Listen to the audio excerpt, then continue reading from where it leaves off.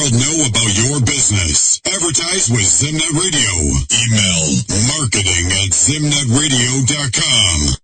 We have listened to better music. We have seen better things. We've been to it all. Zimnet Radio, all the way. You're listening to Zimbabwe's finest radio station, broadcasting worldwide. Zimnet Radio, the people's choice. Ladies and gentlemen, welcome. You are listening to DJ.Sodza live on Zimnet Radio.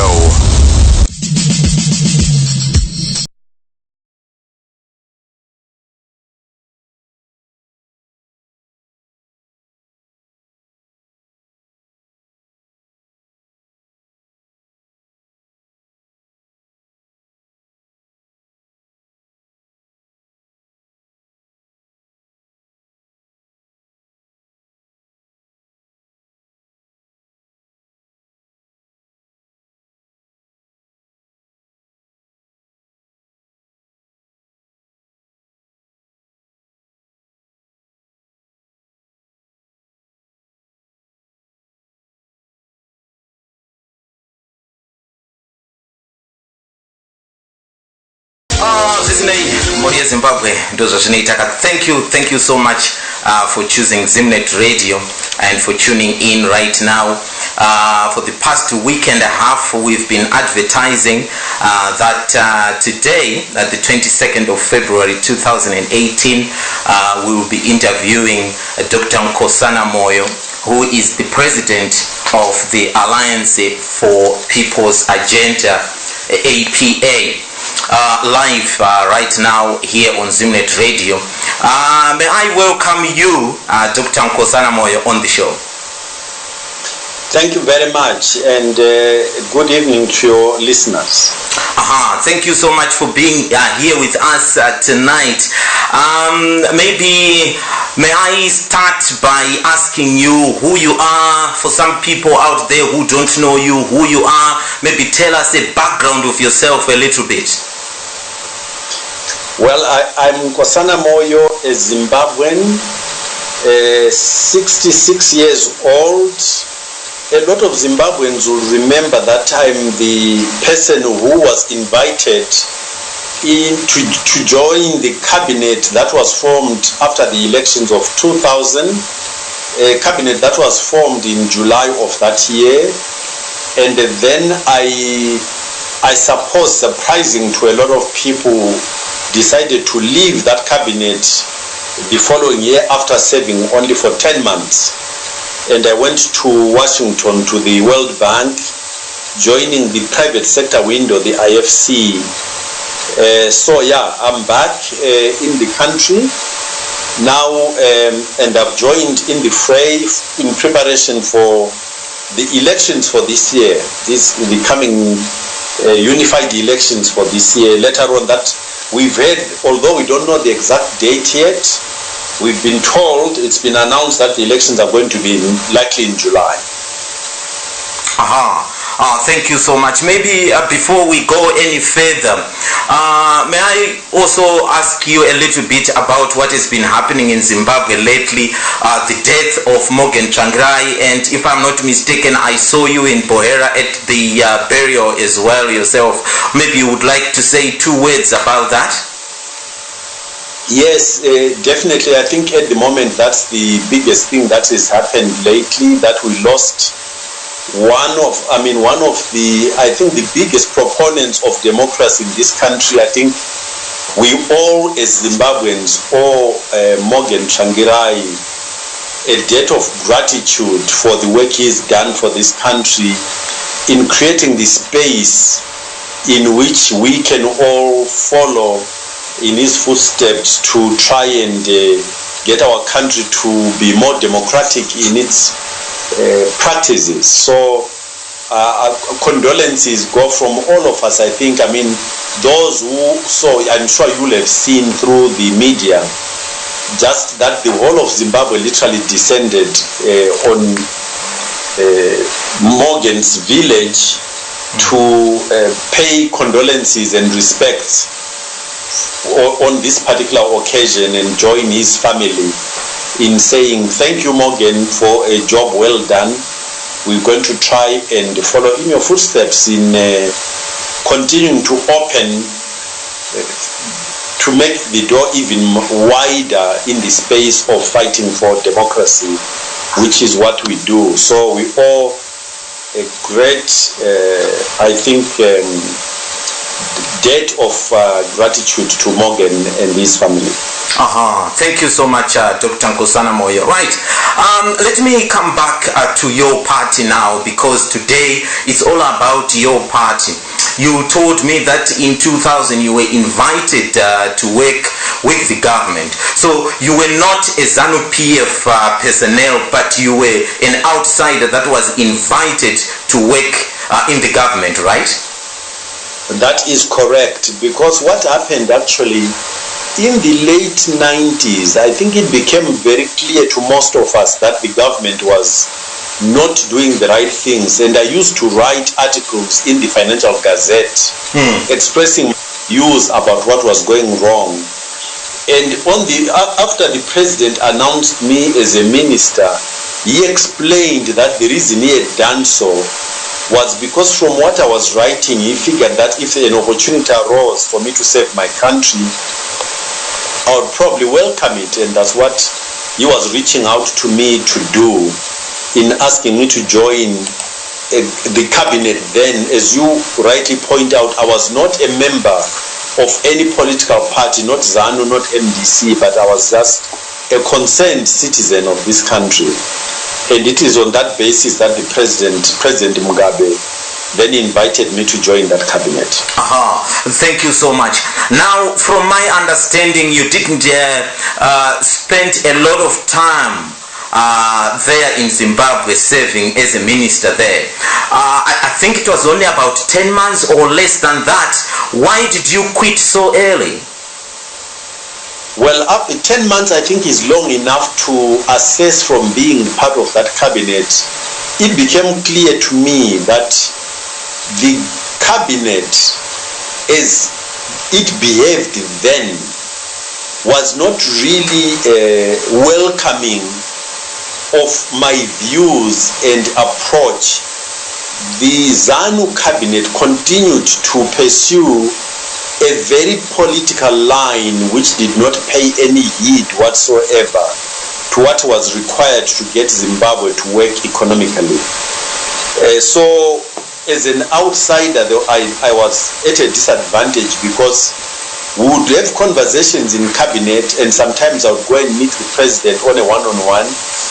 But when the party people met on their own, either through their central committee or Politburo, whatever, decisions would be made which had no bearing whatsoever to what I felt was necessary to make the country successful. So after 10 months, I came to the conclusion that my presence in that cabinet served no purpose whatsoever. All right, thank you so much. So here we are, Dr. Nkosana Moyo, lived in the diaspora for many years, and you decided to go back to Zimbabwe and open a political party. Some people might wonder, there is a lot of political parties in Zimbabwe. Wouldn't it have been better for you to join one of those political parties rather than opening your own? Oh, I suppose people might think that way, but I did not feel that way. And I think when you look at what APA stands for and what we are articulating, we believe with a lot of clarity, we felt it was important to make a different offering for Zimbabweans to consider, because I don't think that the history of our country and the battles that have been fought in the political arena indicate, and the behaviors for that matter, when you look at the government of national unity that was established in 2009 and was in place until the elections of 2013, I think it becomes clear to also many people that actually we are at a different point in the evolution of our country, and the challenges that our country faces require a group of people who've got clarity and they look at and exercise, if you like, politics in a different way. It is not good enough to just say we need change, we need Mugabe to go or ZANU to go. You also then need to articulate with clarity what needs to be done.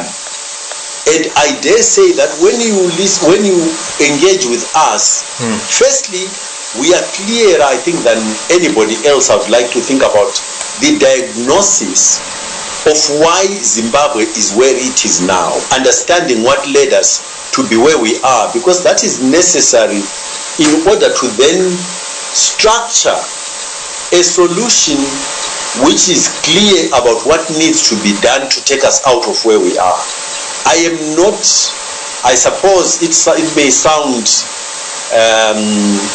not so nice for the other parties that are in the arena, but I believe that we are the clearest about what needs to change, what brought us to where we are, and that clarity, I think, would have been drowned if I had joined another party where there is no clarity about those issues. All right. Can you clarify to me, a novice in politics, what brought Zimbabwe to where it is right now? Yeah.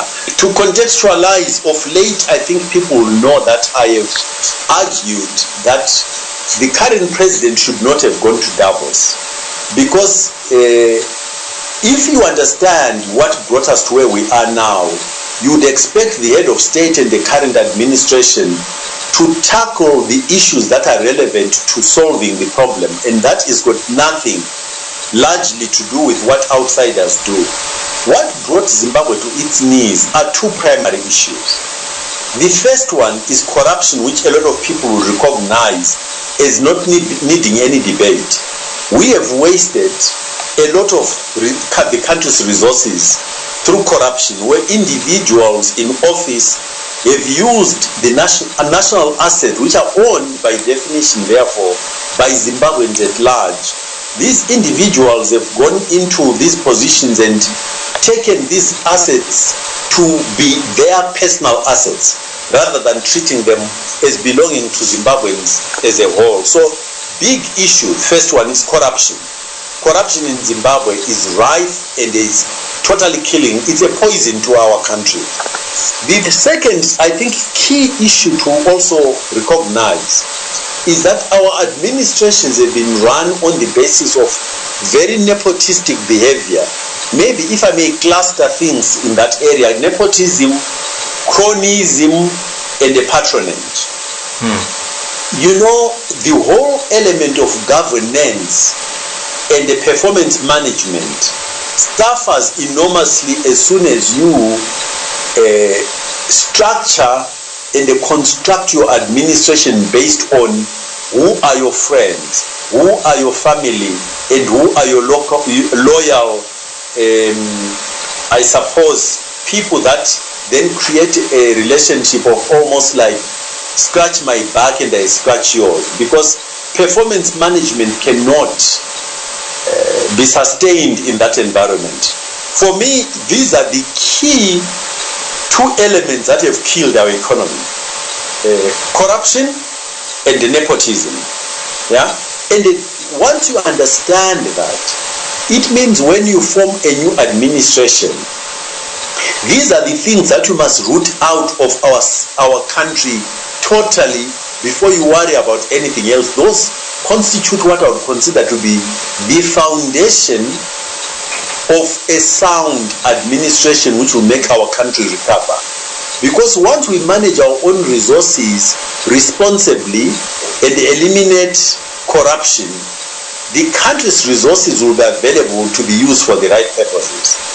Once you remove nepotism, cronyism, and the patronage, performance management will then come back, and the proper form of governance can then be practiced in our country, so that people who know what they're doing, who deserve to get certain positions to execute on behalf of the whole nation, will get those jobs. But equally importantly, if those people, for whatever reason, stop demonstrating that they've got capacity to execute and hold these positions, they will be very nicely managed out, with all due respect, and be told that they are not fit for purpose anymore, and other people will be brought in to help us manage our country going forward. These are two critical things. And at the moment, for me, there is no evidence that there is an understanding by any government that has been in place since 1980 to understand that no government will deliver in terms of making Zimbabwe successful unless these two things are recognized and rooted out of our system totally. Oh, thank you so much for explaining in detail there and articulating it quite in detail. Thank you so much. For those that are just joining us, we've got Dr.Nkosana Moyo here, who is the president, as you know, of the APA, which stands for Alliance for People's Agenda. This is the Men's Corner Show. My name is DJ.Sodza. We have got lots and lots of questions for him, so we want to squeeze as many questions as we can. Now, Dr. Nkosana Moyo, if I may ask you about the introduction of the bond note in Zimbabwe, what's your take on it? Was it a good idea to adopt, to introduce a bond note? And also, is it a good idea to persist with it at the moment? Well, when the bond note was introduced, I was one of those people, and I was not the only one, to be fair. Many Zimbabweans pointed out that this was never going to work. You remember that during Gideon Gono's governance of the central bank, we suffered, I think, the highest hyperinflation that has ever been seen anywhere in the world. So again, one has to understand what one is trying to do. What are you trying to solve? What is the problem? The problem, the strength of a currency and the availability in terms of liquidity will only be a reflection of what is going on in the economy. Our problem is that we've got a dysfunctional economy. We've got a government that does not understand that it can only spend what it has earned, so to speak. So for as long as we've got a government that does not understand the causality and relationship of a currency to the real economy, there is no currency you can introduce, no matter what trick you try to pull out of the bag, it will not work. We need to address the fundamentals. The Zimbabwean economy is not working. We've got a government that does not understand that it cannot live above what the economy is generating. Let me just remind you of a few facts. We've got unemployment here in the region of the 90s, 90% and above of unemployment. It's totally abnormal in any economy. We've got a government that spends, in terms of its budget, more than 90% of our budget goes into paying salaries. In other words, there is no investment, there is no creation of any value out of how we spend our money. The government spends 95.7 thereabouts of our annual budget on paying salaries without producing any value, which means when you're looking for an explanation as to what has happened to our infrastructure, for instance, we don't retain any money to invest and renew and refurbish and replace anything that we use. So as a result, our economy is shrunk and shrunk because we're not putting anything back. Let me illustrate it this way. You buy a car, and that car is meant to be used for business, where you earn money from it. And the money you earn in any kind of situation, that business situation that a businessman will understand, the earnings must be sufficient to meet the working capital or running cost of the vehicle. In other words, any repairs that you need, fuel, oil, but very importantly, you must be able to pay for or save some money in recognition that after maybe 5-10 years, that vehicle will become unusable, and you at that point should have saved enough money to buy another car. you have to save money to buy a replacement vehicle, but in addition to also servicing it as you go along. We are not running our economy in a manner that shows that basic understanding. There is nothing we are saving for replacing the equipment we use. We are not paying our way, so we use more money than we earn. As a result, we are on a downward spiral. There is nothing left over, and the base is shrinking. As the equipment gets older, we can't service it and we can't replace it. That is our fundamental problem, not the issue of what current we use. The current will only be as strong as how strong the economy itself is. We are consuming more than we create. Yeah, that's another way of stating what is going on.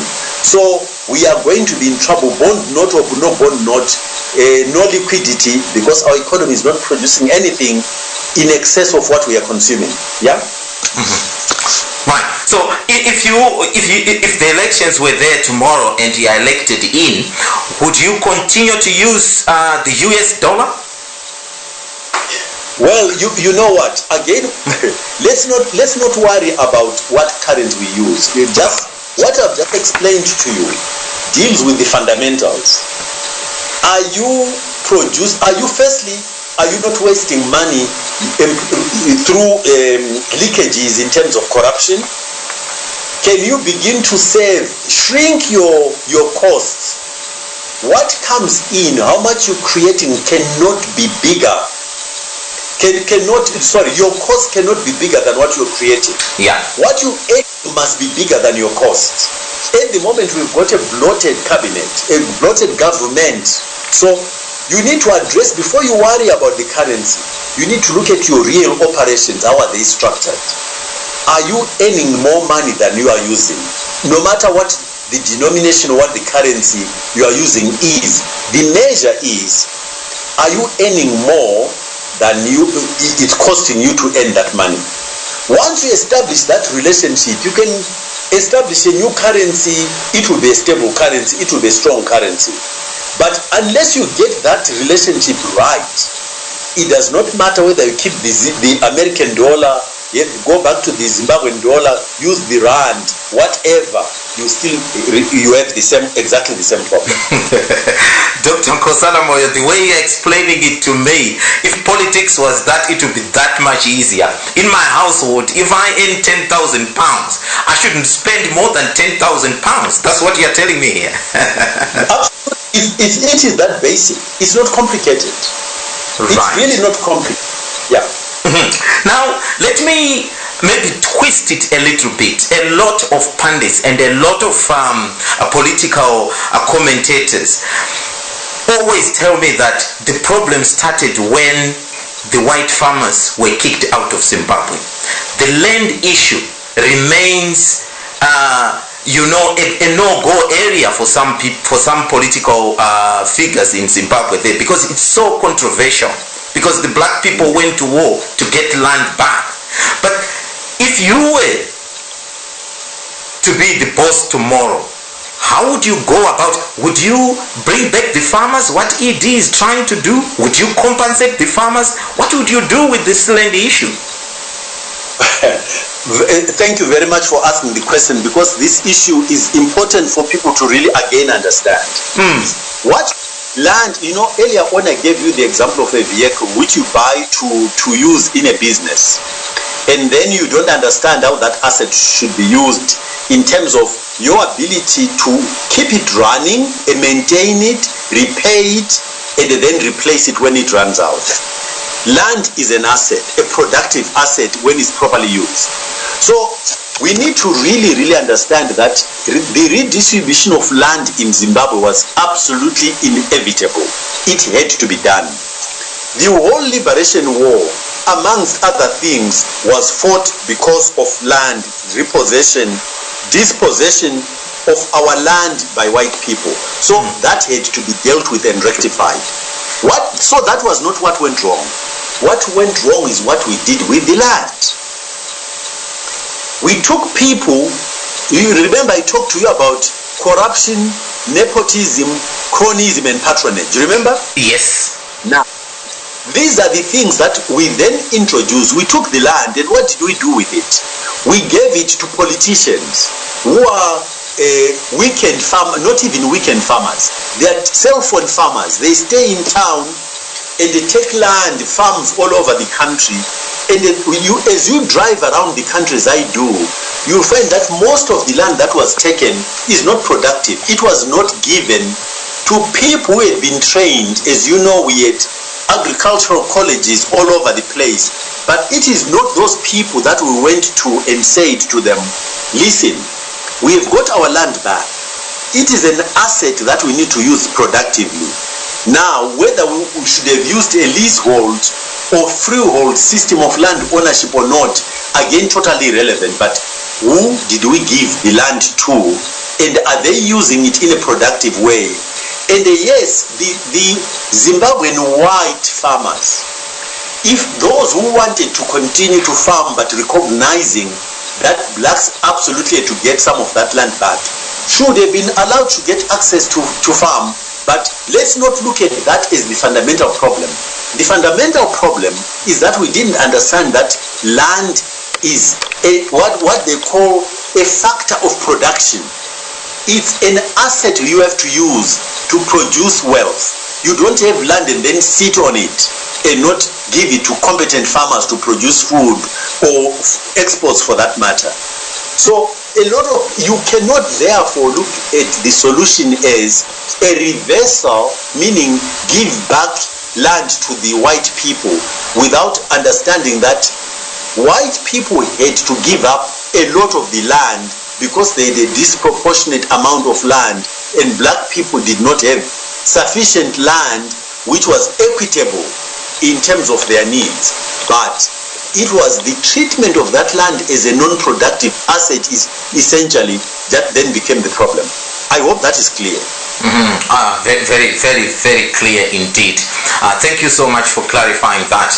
Now, there are some questions that, just comes up because you are a presidential candidate. So we need to know some of these questions, and maybe our listeners would like to know, because as I see it, you are putting a job application to the people of Zimbabwe, aren't you? Yes, I am. Yes. So if I may ask you, we've got a 21st February movement there, which I'm told yesterday kids didn't even go to school. If you had become a president tomorrow, would you scrap it? You know what? I think people ought to be allowed to, as a nation, I suppose we can honor the same way that we've got heroes that we go to Heroes Eka for and so on and so on. All of these things are a question of balance, aren't they? I don't think there is anything fundamentally wrong in principle with us honoring the people who've gone ahead of us, people who've laid foundations for the progress of this country. And I think one can look at President Mugabe as having done something to bring us to where we are.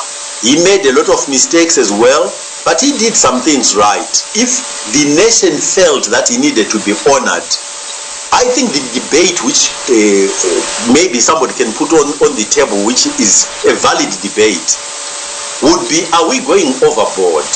We've got lots of streets that are named after President Mugabe. We now have got an airport named after President Mugabe. Do we really have to lose a day in the year, a work day in the year, celebrating his birthday? I don't know.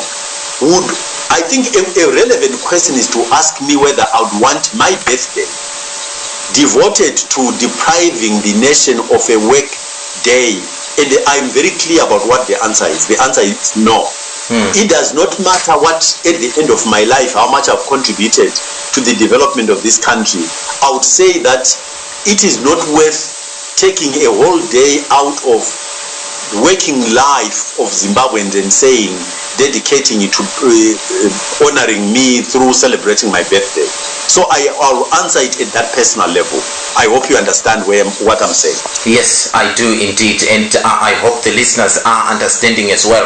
Now, let me maybe come back a little bit to another controversial issue that has greeted our politics there in Zimbabwe. And I'm told that some people are even saying that some people must be held accountable for this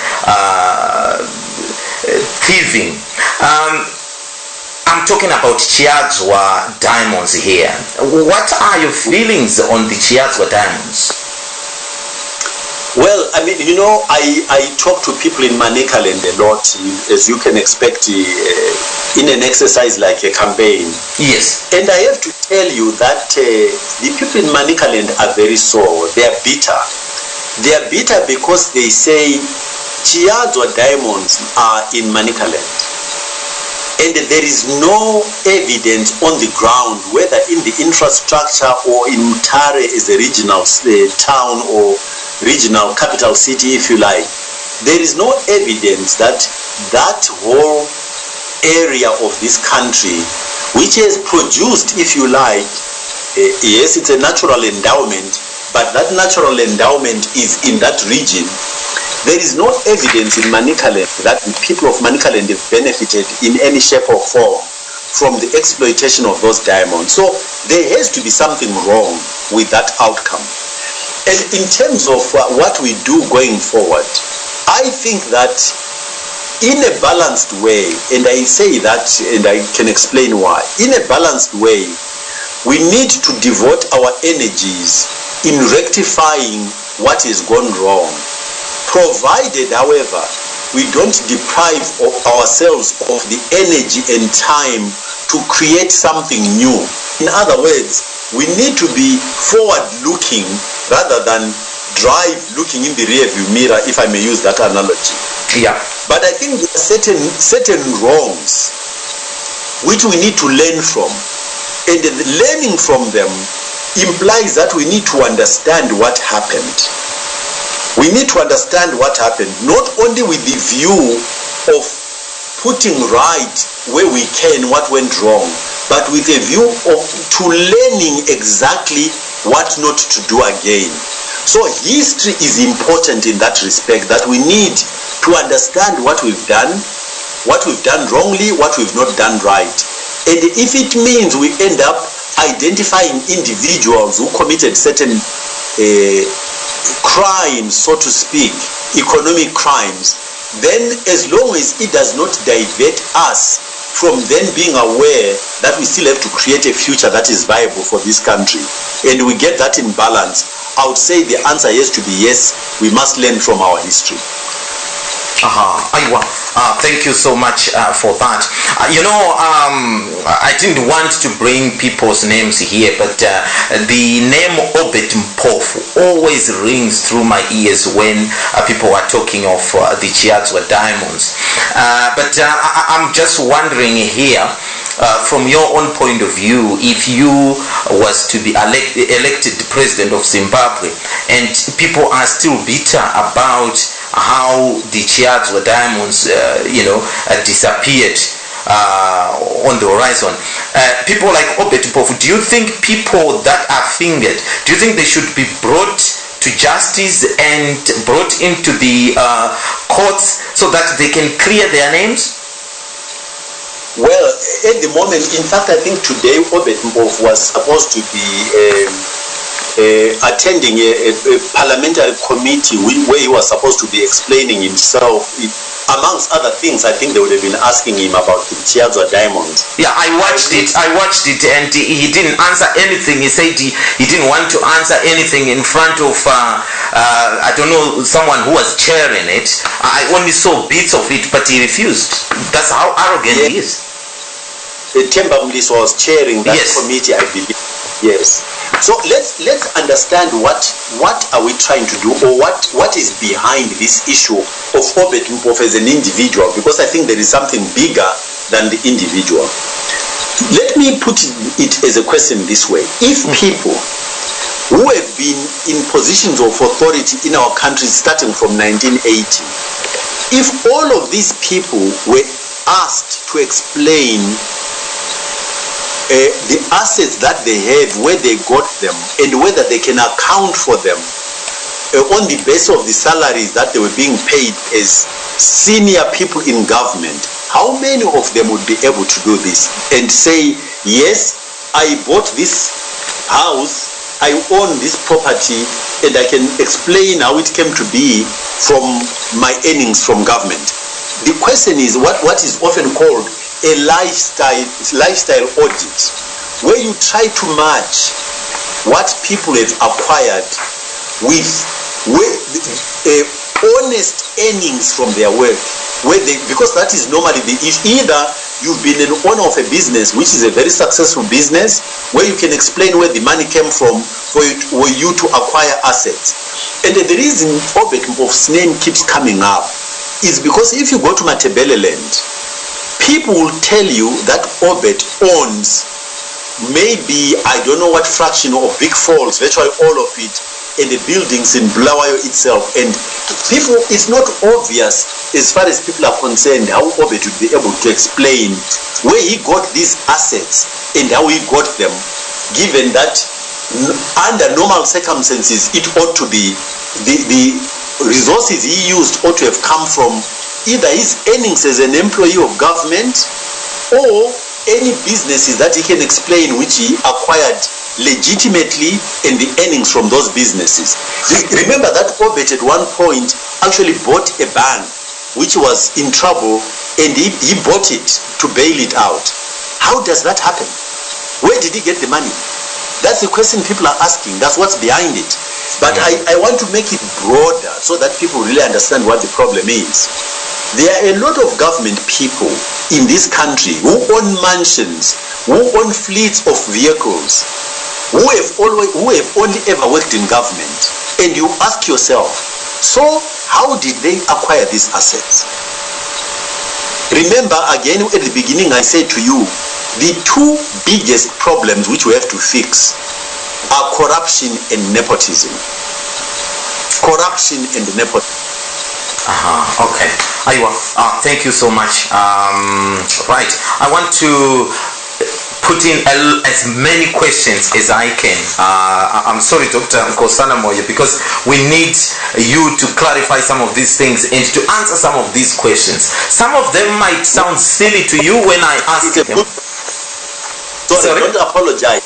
Okay. It's for us to analyze what is going on in our country if we're going to come up with the right solution for us to go forward and get the right person to take us into that future place. Okay, thank you so much. Right, the first lady of Zimbabwe, we all know what happened to Grace Mugabe, you know.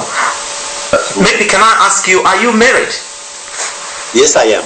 Now, if you were to be president tomorrow, what do you think it is the role of the first lady? Firstly, the first lady is not an elected. That position is not an elected position. So the first lady has got no place in the administrative system which she can legitimately occupy. The first lady should support the head of state. I mean, I don't know what you call it when it's a male, because remember we're now discussing it generically. So this country could be headed by a woman, and there would be a man who she is married to, if she is married. So that individual will be like Prince Philip in the UK, for instance, where you are, yeah? Yes. And as you know, that person supports the elected person. They themselves are not elected, and therefore they cannot run around prescribing what should happen. They don't have a mandate of the people to do that. So I think the first lady was totally out of place in the manner in which she conducted herself. But she ought to be there to support the elected person in an as unobtrusive a manner as possible. Yeah, be there supporting the elected person to do, so that they can do their work. I mean, clearly there is no doubt in my mind that the person who is elected will consult in a private space. You will share, if you are married, it would be surprising if you didn't have conversations where you attempt to benefit from how they see things, but that is a private conversation. It's not a public conversation. They are not elected. They don't play a public role as if they were elected. They may play a role, like for instance what Sali used to do, supporting children, orphans, and these kind of programs. But the manner in which it's done, it's clear that that is almost like charitable work, not a position, an official position that would be expected of somebody who is elected. Thank you so much. So do you think the actions of current First Lady Auxilla Mnangagwa being undercover whistleblower at hospitals there represent the interference of an unelected official into government business that should be done by elected or appointed government officials? Do you think this is interference? I think it's all, I mean, my view is that I think a lot of people agree that it's already bordering on abuse of that relationship, because I remember, I think the First Lady visited a couple of hospitals and made promises about what was going to be done and when it was going to be done. I mean, she does not have that authority. There is a Minister of Health, and these issues ought to be going through the Minister of Health, through cabinet and the administrative structures of that ministry. And the First Lady does not feature in any of those. That's very clear there. Now, Dr. Nkosana Moyo, I know that I don't know when you moved back to Zimbabwe yourself. How well known are you by the electorate in Zimbabwe? I suppose it's an interesting question. I think I'm quite well known, because what is the evidence? Wherever I go, people always say, oh, this is Dr. Moyo. Some of them want him. To be fair, it doesn't mean that they've met me face to face, first hand. A lot of people know me either from the press, from TV, and from history. Like I pointed out, I was in cabinet, and I think I'm the only minister who resigned, other than there was a minister who resigned because his daughter had I think been involved in leaking exam papers. I just cannot remember the name. Yeah. But in terms of disagreeing with what was being done, in principle, and saying I don't want to have anything to do with this, I'm the only minister who has ever resigned. So a lot of Zimbabweans know me in that sense, and they recognize me, they recognize the name, and they recognize me facially when I move around the country. So I would say I wouldn't be so, how can I put it? I wouldn't claim that every Zimbabwean knows me, but I think a lot of Zimbabweans do know me. Thank you so much. Now, I would like to think that you are a very rich man, Dr. Nkosana Moyo. But really, I'm intrigued why you would want to go back to Zimbabwe and run for to become a president of the country. What are the motives? I am a proud Zimbabwean. I'm a proud African, and let me tell you why that is important. Maybe let's take a step back. I retired from paid work in the year 2011 when I turned 60. I was at the time working for the African Development Bank in Tunisia. When I retired, I went and started an institute, a think tank called the Mandela Institute for Development Studies, or MINDS for short. And I worked for 7 years. I literally have just come out as I've come to run this campaign. I started that institution as a Pan-African institution because I felt compelled to try and contribute to making my continent a bit more successful in comparison to the other parts of the world. So that's why it's a development institution or a think tank, to try to understand and contribute to answering the question as to why we as Africans are doing so poorly. It is out of pride, out of self-respect, but in an inclusive way. We can do better. And I think those of us who've had the exposure and have been lucky to get opportunities to acquire skills and an awareness of how things work, we need, some of us, to devote our lives to making our continent and our countries work better. all of the countries that we admire, every single one of them, is where it is today because its citizens did exactly what I'm saying we should do. Countries did not just wake up and be successful without the citizens of those countries dedicating themselves to making sure those countries improved the welfare of their people, developed, their economies did well. It's human beings who did this. All of the institutions we know, all of the things we admire come from the dedication of individuals. So if Africa is to succeed, and if we are to be proud of our continent in terms of success in all different dimensions, then we have to take ownership of that investment of our lives in doing exactly that. In our case as Zimbabweans, we know we've got a generation of people. You've already alluded to it earlier on. We've got a generation of people who dedicated and gave up their lives literally to change this country. They made the ultimate sacrifice. What I'm doing is nowhere close. A lot of these people did not come back from the liberation war because they committed themselves to changing our country. I think we owe it to those people to build on the foundations that they left us. Okay. Thank you so much.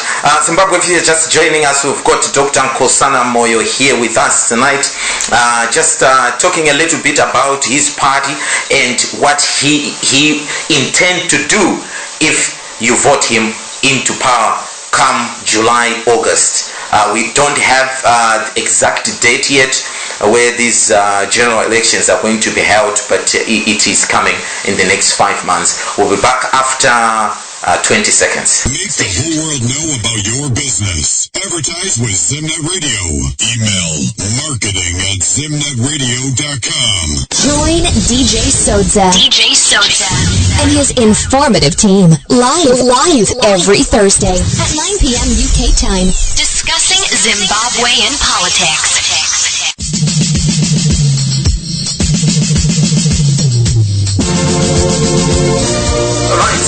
Dr. Nkosana Moyo. Yes. How are the BVR going? Are you happy with how the registration is going so far? Well, I think in terms of numbers, at least on paper, the numbers are pleasing in terms of Zimbabweans who have understood the importance of them registering to vote. But we hear a lot of things that are not really very pleasing. For instance, there is, I think you probably might have seen it, there is a video going around of a soldier who is out there in the rural areas talking to villagers. And we've been informed, I think reasonably authoritatively, that something like 2,000 or above 2,000 soldiers have been deployed in the countryside to essentially engage in intimidating citizens with respect to how they are going to vote. That's one element. The second element is that there have been a lot of reports of ZANU going around demanding that people who've registered submit to ZANU officials their registration numbers, registration for this BVR registration. Mm-hmm. And again, that we don't understand why this is being allowed to happen. The president is committed, President Mnangagwa is committed that he is determined to deliver free and fair elections for a change. But as I say, these indications are not pointing in that direction. So we are not happy with what is going on there. Already, I think there are indications that ZANU is going to try and intimidate people and steal these elections. Especially in the rural areas. So what about these electoral reforms? Are you one of those candidates that are still looking for electoral reforms, or you are happy with what's in store at the moment? I don't think anybody in the opposition rank is happy with what is there at the moment. But what I also recognize, it's a bit the same as you are in the UK, the diaspora. I think it's these things in terms of expectations. I I think these are the things which we need to elect somebody different who is going to implement them, who is committed to implementing them. ZANU is not going to turn around today and implement any electoral changes. I think that should be obvious. We should push for them, but I think it's also obvious to me and many other people that ZANU is not interested in doing that at all. But we are clearly not happy with what is there, and we are committed when elected to making sure that those reforms that are necessary are put in place. What message have you got for the people in the diaspora then? Are you one of those that advocate for diaspora vote? And if so, I mean, yes or no, but then what message have you got for people in the diaspora like myself? Yes, so firstly, I absolutely believe that the people in the diaspora should have a vote. I think Zimbabweans, no matter where they live in the world, should not be deprived of their rights. You know, this economy has stayed afloat in the last 10 years and more on the basis of diaspora remittances into this country. So their contribution, the contribution of the diaspora to the survival of this country is huge, and yet they are being treated as if their rights. They are not entitled to the rights like all of the people who live in the country. So I am absolutely clear that the diaspora have to have a vote. Yeah.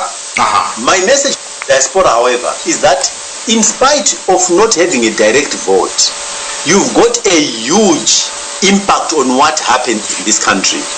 I've just talked about the remittances, but those remittances by and large go to your relatives in this country, which means you've got a direct line to talking to people who have got a direct vote, who are in the country. So your engagement as the diaspora is to make sure that you engage your relatives and friends who are in the country to debate what has gone wrong, what needs to be done, what needs to be fixed. And earlier on you alluded to me apply. And therefore, who should the citizens of this country give this job to? Who should you employ to fix what is wrong? So your friends and relatives who are in the country are going to listen to you because you support them. They cannot just say, you know, they can't do that. So don't sit there and fold your arms. Engage with the people who are in the country, friends and relatives, and help them understand how they should vote, who they should vote for and why. Yes, that brings me to the problem that a lot of politicians that I've spoken to are not happy with the situation. If I may ask you, how many times have you been on ZTV there in Zimbabwe? Not at all, but I think again, to be fair, in terms of the current attempts to open up the space, I've been interviewed on Star FM and on Capital, which are both kind of subsidiaries. They're in the group of Zim Papers, I think. Absolutely, yes. So I think there appears to be an attempt to open up, and we applaud that. But there needs to be much more. And the people who are employed on these platforms, ZBC and the radio stations, clearly need to understand they owe our country a transparency and openness and the access, opening up the access to all those who are interested and who are players in this space. So nowhere near enough. I've not been on ZBC, but like I say, I concede to the fact that I've been on Star FM and Capital Radio. Right. Thank you so much. So there we go. Thank you so much, Dr. Nkosana Moyo. I don't know, we've got 8 minutes left here. Is there something that I haven't asked you that you think it's very important for our listeners worldwide to hear or to know about your party? So, yes, there is. So let me tell you, in my campaign, as I go around the country, I try to listen. I don't just go around talking to people. I go around also listening to people, because clearly people in different parts of this country are affected differently. But what is interesting is that every single group of people I've talked to will all include at the top of their list of the things that need to be fixed creation of jobs.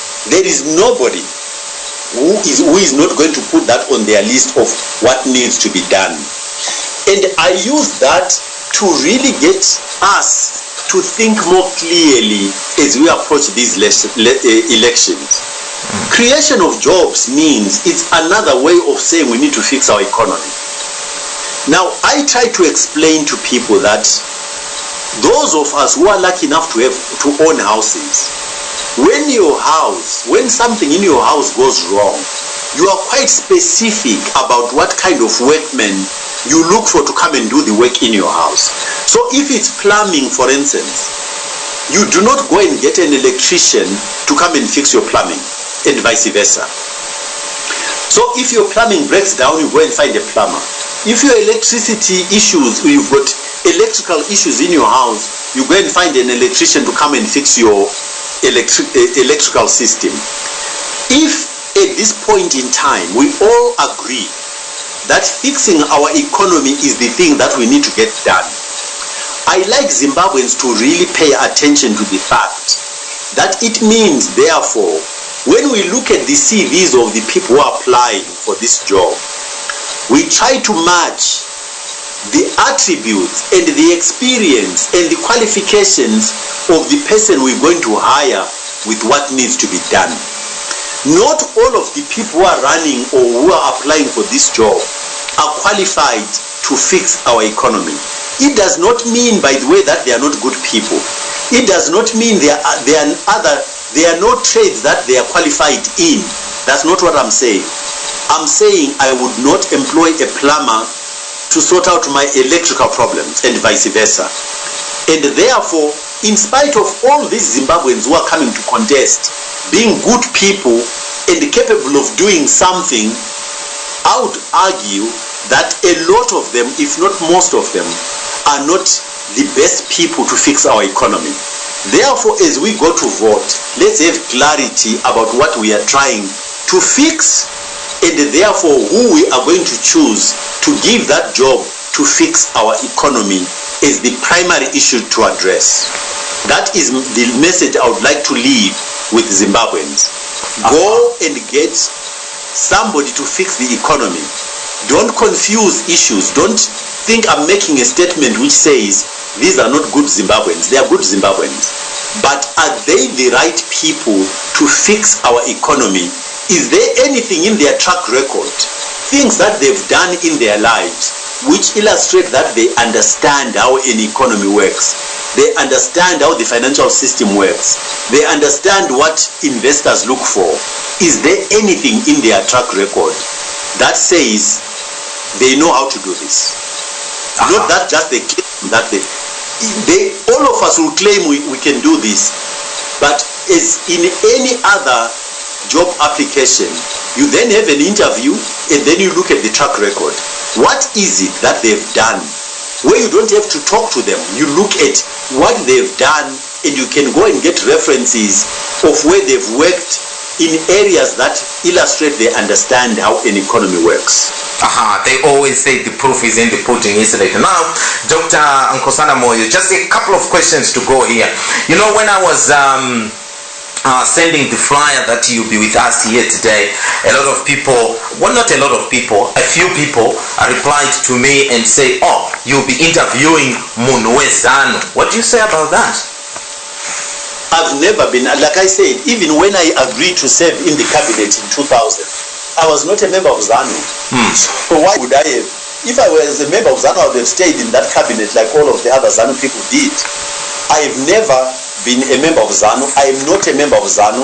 And by that statement, I'm not implying that there is anything wrong with being a member of ZANU, by the way. Yeah. I just chose not to be a member of ZANU. I'm not a member of MDC, but you actually ask a question which helps me to clarify something. When APA wins and forms an administration, we will look for Zimbabweans who are competent, no matter which party they belong to. We're going to look for people who are in ZANU, people who are in MDC, people who are in no political party at all, who are competent Zimbabweans who can help us get our country back on its feet. So we'll look for competent Zimbabweans, we won't care what party they belong to. We need Zimbabweans who are qualified and competent, as long as we address the issue of nepotism and the corruption. Those things we don't need, and we need to apply meritocracy irrespective of what kind of Zimbabwean you are. You deserve an opportunity to contribute to getting our country to work. But I can assure everybody that I'm not a member of ZANU, but I don't think that being a member of ZANU is a crime. It's not a crime, but I'm not a member of ZANU, and by choice. Fabulous. Would you rather stand against Nelson Chamisa or Thokozani Kupe? Well, when you say rather, as opposed to what? Who would be your... I will stand against everybody who wants to run. Okay. Remember what I say. Zimbabweans should look at all of these people and say to themselves, what is it in their track record, in their background, where have they worked, which illustrates that they are the best candidate to get our economy to work? So it doesn't matter who is out there, who else chooses to run. Use that filter. Look at all of us and say, these people are applying for a job. Who is the person who is best qualified on the basis of the evidence of what they've done before, which shows that they would be the best person to help us sort out our economy. Right. So, even if you win the election come July, August, do you think the coup masters will hand over power to you? My view is that this is something that we should not speculate about. We should put it to the test, because the people who are in the army are not spared from the dysfunctional economy. They've got families to support, they've got kids who've gone to school, who've got no jobs. All of them, I think most Zimbabweans, other than the top few who can afford to send their kids to school elsewhere and to hospitals out of the country, the majority of Zimbabweans want to see this country becoming functional again. So I would argue that we've gotten to a point where most Zimbabweans will support the choice of the people. And I think even the army and the police and the intelligence services will support the choice of the people. Aywa, thank you so much. Now, I know that I heard in Buhera there, people were saying that Thokozani Kupe should go back to Matebeleland and all this kind of thing. How are you going to galvanize the country with all this hate crimes, popping up here and there about you are from Matebeleland, you are from Mashonaland, you are from this and that? How will you galvanize the nation? I think that it's important for our national leaders, and this is something I would do myself. Firstly, when you look back on our history, and you go to Manicaland, Midlands, Matebeleland, you'll notice that the development approach in this country has not been done fairly and uniformly, so that all Zimbabweans feel that they belong. So the politics of this country has been exercised in a manner to make us feel disadvantaged depending on what part of the country you come from. I think the leadership of this country, in order to unify us as a nation, needs to pay attention to a number of things. The first one is that we as APA believe in devolution. But in believing in devolution, clearly there is still a central government and a central administration. The composition of that administration is going to be done in a manner, or put together in a manner where everybody in this country can see a representation in the structures which make them feel that they belong. You have to make people feel it and see it and live it. Don't just stop at saying it. Saying it is not good enough. You have to exercise it and implement it, so that as Zimbabweans look at your governance structures, your administrative structures, they can say, this is my government. Every one of them can say, this is my government. This government represents me, because they see themselves through competent people being represented in that administration. But at the same time, there is sufficient respect for different regions in our country to have a certain level of self-administration. So devolution, in other words. That is the combination of that create a value proposition at the top, which makes Zimbabweans want to belong and say, I belong. At the same time, allow diversity, which allows the whole country to respect itself and say, I'm respected in this country no matter who I am. That's the way to do it. Aiwa. Thank you so much, Dr. Nkosana Moyo, for your time. And I think it's time up now. You have exhausted all the questions that I had for you. And I wish you well in the coming months, and hopefully bring you back as well sometime before the election. If people come up with other questions that they might want to ask you, we'll always contact your team so that you can come back and clarify one or two things as well. Thank you so much for being with us here tonight.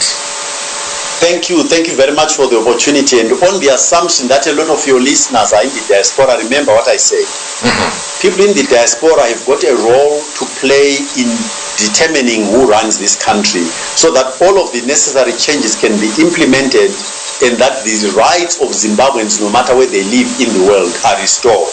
So please, no matter where you are, pick up the task and challenge of making sure that your input sees its way through your networks here back at home. Don't sit back and not participate. You must participate to make sure that the outcome of these elections is the right one. Thank you very much for the opportunity. Thank you so much. Right, Sisnei Moria Zimbabwe Ndozvazvinoita, Dr. Nkosana Moyo there for you. In the coming weeks and months, we'll be bringing aspiring presidential candidates on the platform and ask them these questions as well. So it is up to you to communicate, if you're in the diaspora, to communicate with your mothers, daughters, and whoever is in Zimbabwe who is in a position to vote, to tell them that this is the best candidate for our country. So the ball is in your court. We will be bringing you these candidates here on Zimnet Radio. So stay tuned. Mongo wacha zvinenge zviri kuuya. Ndatenda zvangu, regai tipinde mune chimwe chikamu.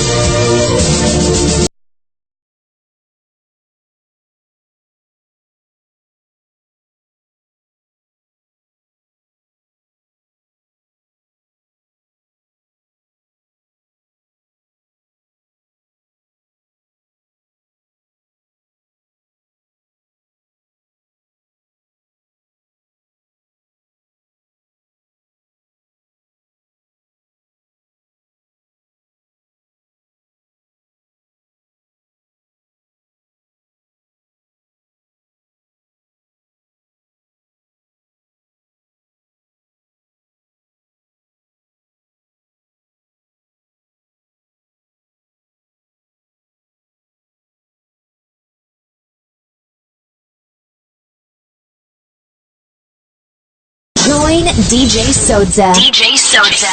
And his informative team. Live every Thursday at 9 p.m. UK time. Discussing Zimbabwean politics. Make the whole world know about your business. Advertise with Zimnet Radio. Email marketing@zimnetradio.com.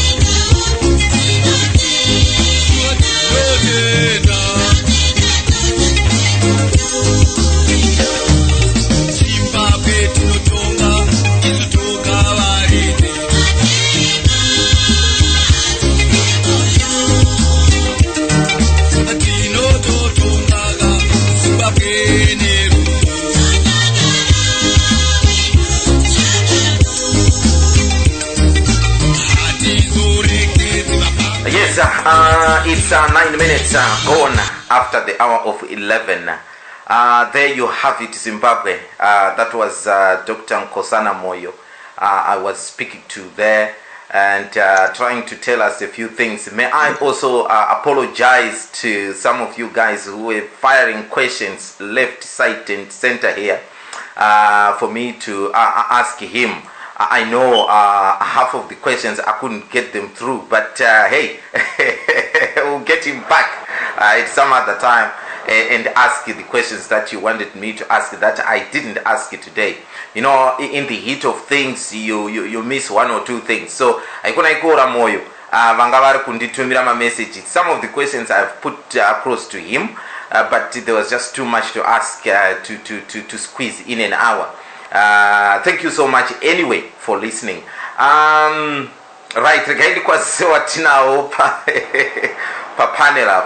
but there's quite a lot of noise coming from South Africa there. I think Sally is trying to get to hold of us. No, it's my fan. It's my fan. Oh, okay. Thanks very much. I don't know, maybe you can do something about that because it's causing noise. Yeah, it's okay now. Thank you, Sally. How are you, Sally, anyway there?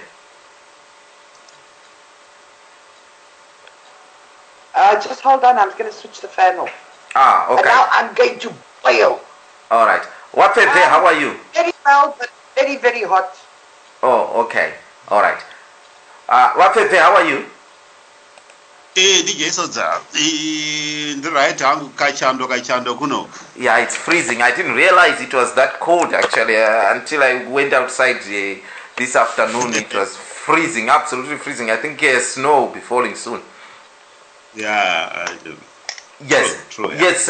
Tete Rosie in America there. How are you? I'm okay. How are you? I saw you with your boss Donald Trump saying that every teacher should now carry a rifle there to defend the kids. You happy with that? Machine gun. Yes, a machine gun to all teachers. Now you'll see teachers shooting children, shooting students. I just thought to myself, my God, I think really the world is going to the end. You know, we don't even comment anymore. We just listen and move forward. We act like he hasn't even said anything. Detention in America. You stand before a firing squad. Finish. Right. Okay. Mkola Benford, how are you there?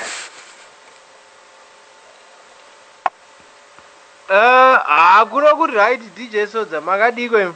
Yes, still a very big supporter of Donald Trump there. Yeah, of course.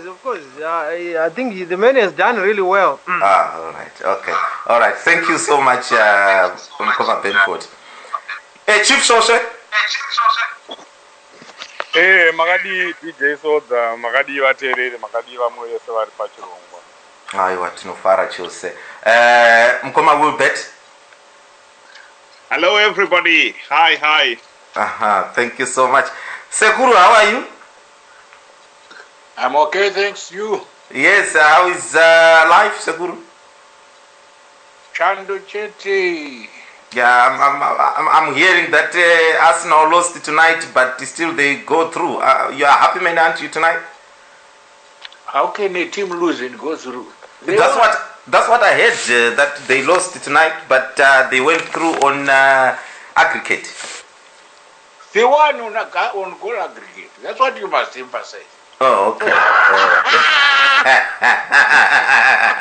Thank you so much, Sekuru.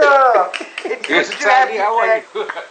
You see, you always look for the negative side of it instead of praising the positive. They won and they went through. Of course they won.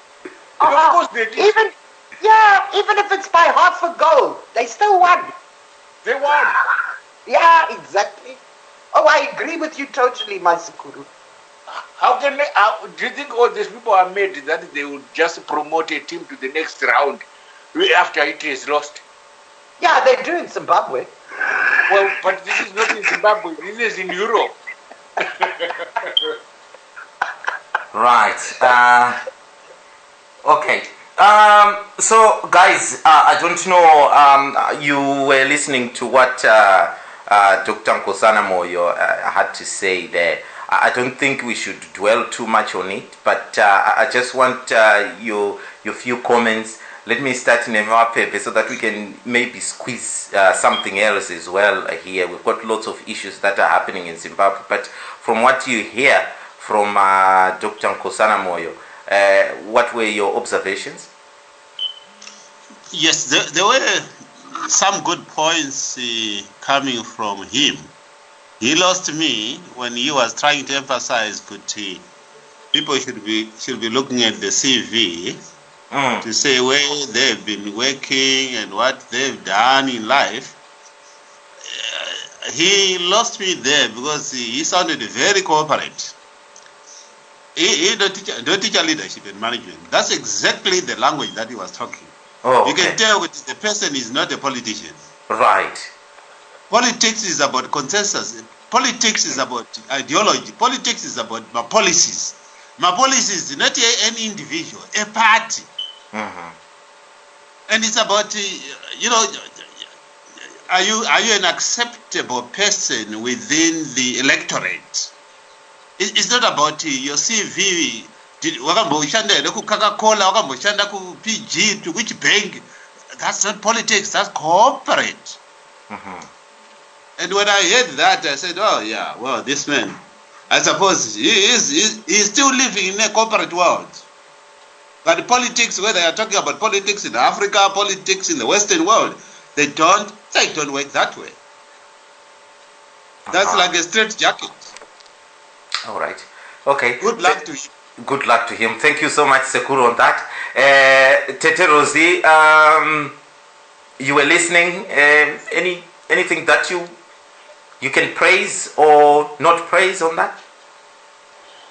Well, I mean, he sounds okay. I just don't think he's serious. Okay. I don't take him seriously. That I don't understand how he started his campaign. Maybe it's been a year or less, and he has never fought for electoral reforms. He's not worried about rigging. He's never run in any by-election. He has never had a rally. He expects to actually win 51% of the vote in a country where we already know Kuti ZANU-PF usually has this number of votes, MDC has this number of votes. How is he planning to get to that 51% when he has not even shown us Kuti kana rally or fought for electoral reforms? He talks about elections, saying that he's going to implement the reforms when he's elected. My question is, how does he expect to be elected without the reforms? And I've been asking this question for a long time. And I really was hoping he would have come live so we could actually ask these questions directly and interrogate what he's saying. Because I feel like he wants a safe space where he can say what he wants and no one questions him. And to me, he's just not serious. I don't take him seriously. Okay, all right. Thank you so much, Tete, for that. Sally, what's your take?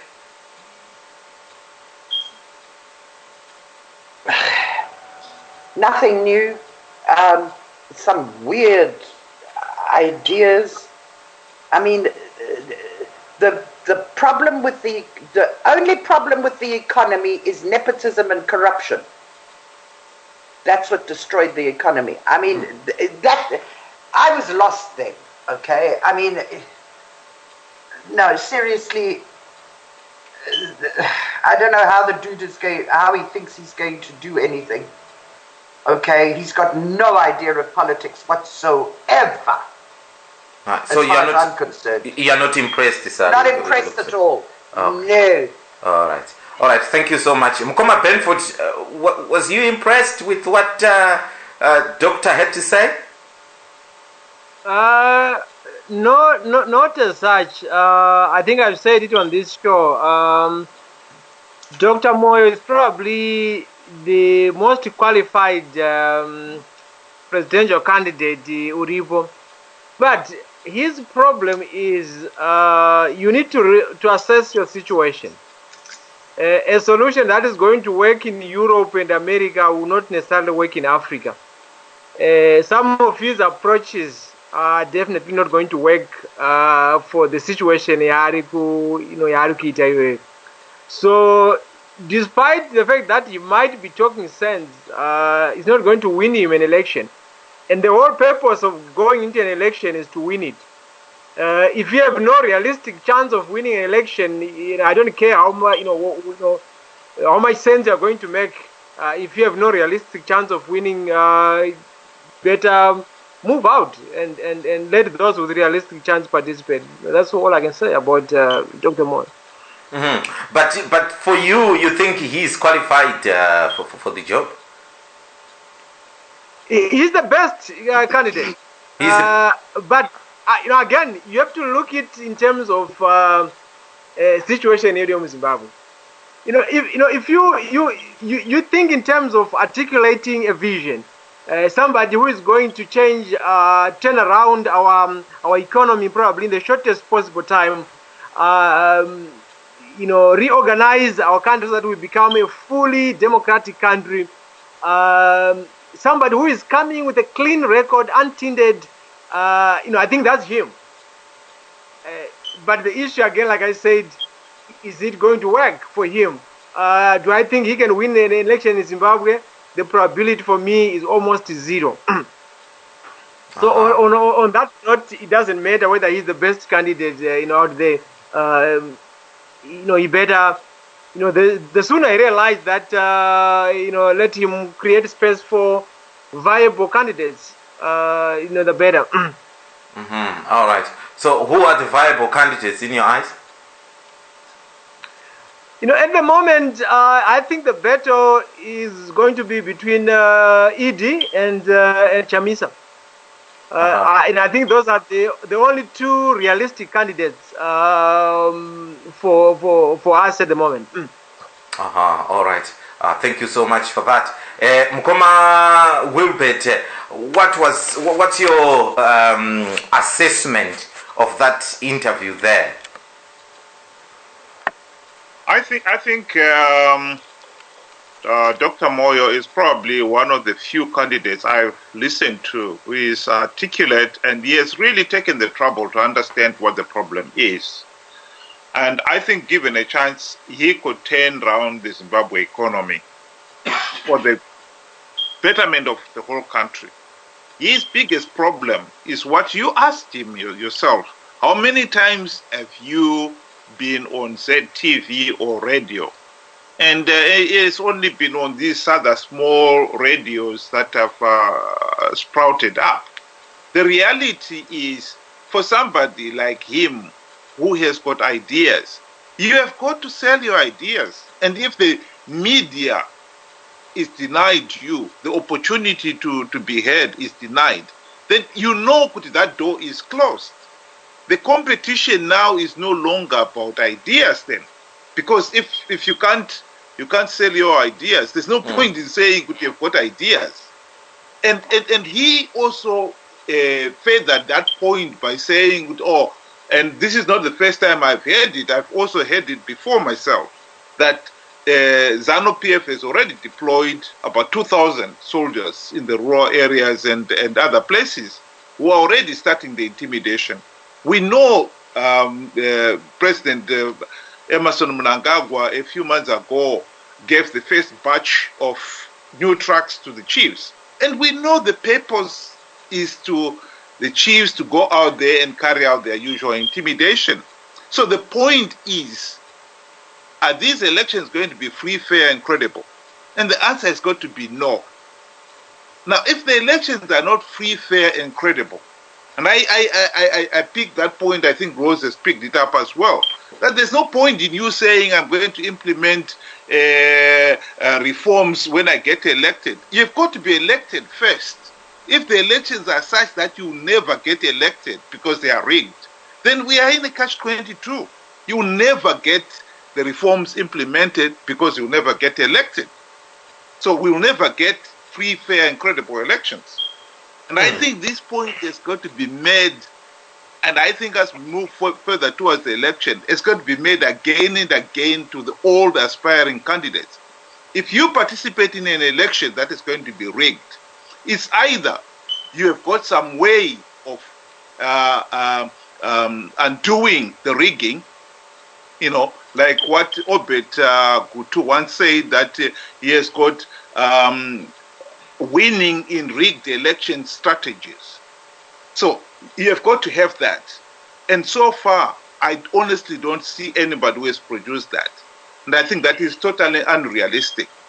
And therefore, then, the other alternative is you are going into those elections knowing they will be rigged and you don't care.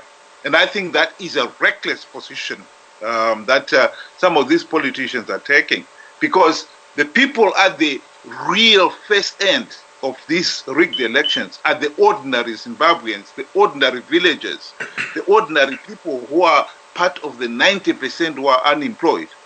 And I really would have wanted to ask him that question. Why are you participating in an election that you know is going to be rigged? We are not going to accept a situation where some of these people come back and say, oh, the elections were rigged. Because we have been warned again and again, don't participate in those elections because they're going to be rigged. Mm-hmm. So we want to participating in an election that you know is going to be rigged. Yes, your position has always been clear, Koma Wilbert, that do not participate in an election that you know it is rigged. You might as well say how do you know that is not going to be rigged? How do I know that it's not going to be rigged? Yes, because I mean, some of these, I mean, the taste of the pudding is in the eating. No, we knew that in 2008. We saw the evidence that the elections were rigged. Even the AU, SADC turned around and said these elections were not free and fair. And they came up with a list. That's beside the point. All I'm saying is... Part of the point is... What I'm saying is... How do I know? I'm telling you, we've got all the historic evidence. No, let's not go there. All over what again. I'm saying is, we are actually reflecting on what he is saying. Right? 2018, Mnangagwa is saying that he is going to make sure that the elections are free and fair. Right? We don't know that. And we cannot take him for granted that what he's saying is true. Right? And he's saying, look, and yes, we've had evidence now. We've got evidence that there are soldiers out there, right? But even if, mind you, the government that is in power, the administration that is in power now, will not tell you that the election is going to be rigged. They will not tell you that. They will tell you in the forefront, because the rigging doesn't happen in the public. It happens right at the back door, right? If it's a BVR, it's actually it's sort of a cyber alteration and changes behind the scenes, which we, the opposition parties and the electorate, might not see. What we can do is actually to gather evidence as we go along and make appropriate intervention when you've got enough evidence. Without enough evidence, there's not much we can do. Mm-hmm. Right, okay. But the point we are making here is this is what you have been saying yourself. Even you, MDCT, made a resolution in 2014 that you are not going to participate in the elections without the reforms being implemented. Because there are already a list of reforms that we all know should be implemented so that elections are free and fair. One of them is what DJ.Sodza was discussing with Moyo there, that the media should be free. How can we say that the elections are free and fair and credible if the electorate are not able to listen to what A is offering, B is offering, and C is offering, and then make a decision? All they hear from is from A, and everybody else is silenced. And therefore, then how can those elections be free and fair? We already know that elections without reforms are not going to be free and fair. So let's not try to hide behind a finger and say we don't know, we've got to gather evidence. We already know. No. That's beside the point. Look at it. Even in the Western world, USA, the elections were not free and fair. UK, they've never been free and fair elections. You force it. If you shy away, then whoever you are competing with will take advantage of it. All right. You have to force it. You have to fight with it. Okay, Pamsore, I think for the sake of time and moving on, let me go kuna Chief Sose. Chief Sose, I know you would have liked to confront Dr. Nkosana Moyo here, but from what he has said, what's your assessment of it? He comes from he's one of them. I mean, he comes from the same school as all ZANU-PF people. He's a typical ZANU-PF graduate. Everything that he's saying is typical of ZANU-PF politicians. He's eloquent. He expresses himself very well, like most of them. Very educated, and he has mastered, just like all ZANU-PF candidates, the skill of promising and obviously never delivering. That's all we're hearing. Those policies, everything. If you go to the ZANU-PF website, you will see everything well articulated, very good policies. But we have been seeing them for the past 30 years, 36 years. Have they ever delivered? The point is, it's not do you have the know-how. I was hearing people saying he is the most qualified people. That's our downfall, Zimbabweans. We see someone, well dressed in a suit and jacket, nice shoes, eloquent, expressing himself very well in English, and then let's vote for him. He's a presidential candidate, and we always fall for that, But this is what has been happening. If you hear Mugabe talking, if you hear any of the ministers in ZANU-PF talking, they'll be talking sense, just like what he has been, just like what he was doing. But do they ever deliver?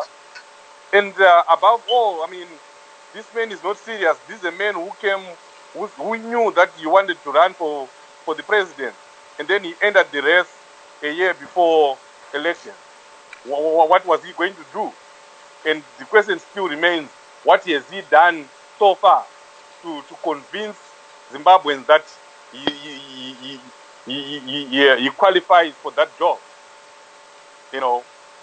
He's clearly not serious.